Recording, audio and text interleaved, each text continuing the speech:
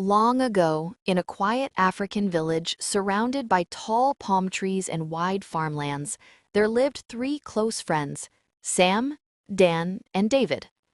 Their village was blessed with cassava, big, strong roots that filled the barns and fed the people for months.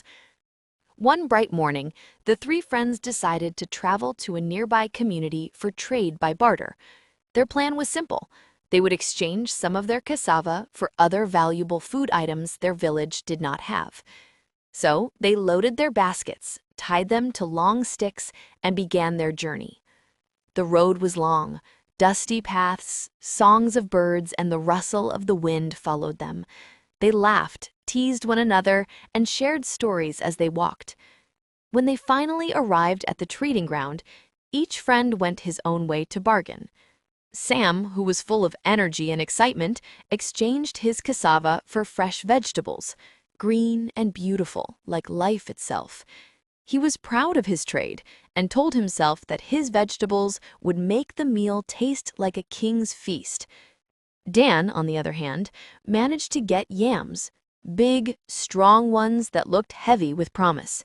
He smiled proudly, thinking of how delicious they would be when roasted or pounded.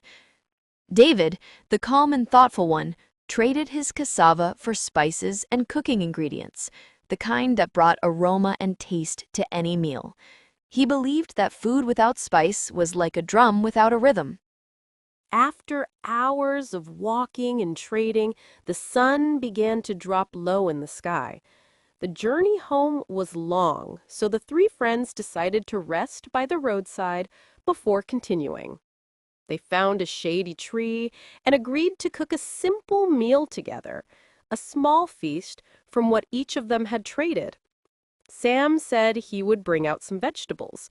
Dan promised to add one of his yams, and David was ready to contribute his spices.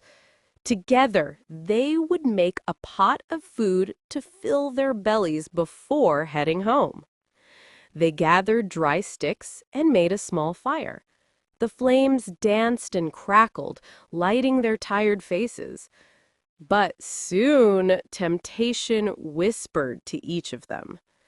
When it was Dan's turn to add a yam to the pot, greed crept into his heart.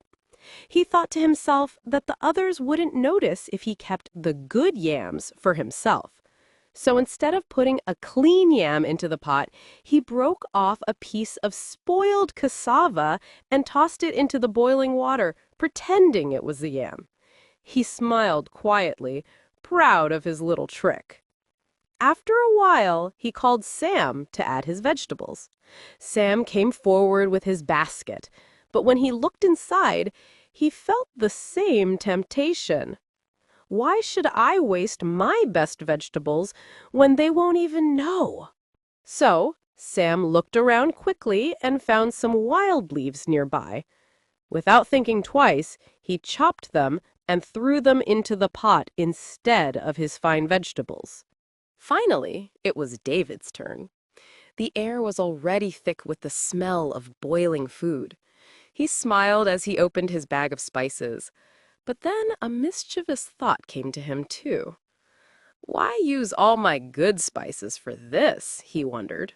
They won't notice if I add just a pinch. So he sprinkled only a tiny bit and packed the rest away for himself. The three friends sat around the fire, chatting and laughing while their food cooked.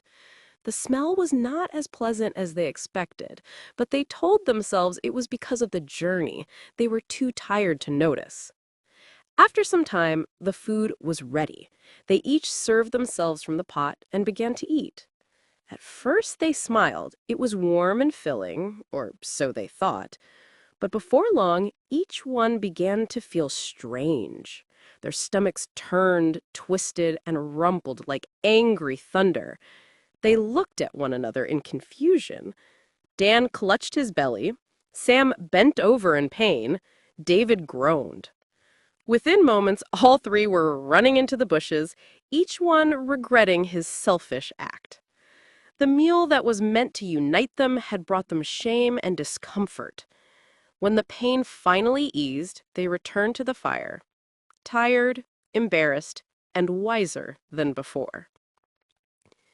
Sam sighed and admitted that he had used wild leaves instead of his vegetables. From that day, they made a promise.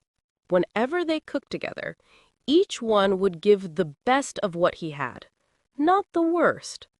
For they had learned that a dishonest meal feeds no one well, and selfishness always finds its way back to the belly. And so, their story spread across villages, a reminder that unity, honesty, and sharing make every pot taste better. Moral of the story? When everyone gives their best, there's always enough for all. But when greed enters the pot, even the sweetest food turns bitter. Thanks for watching African Tales with Rebecca.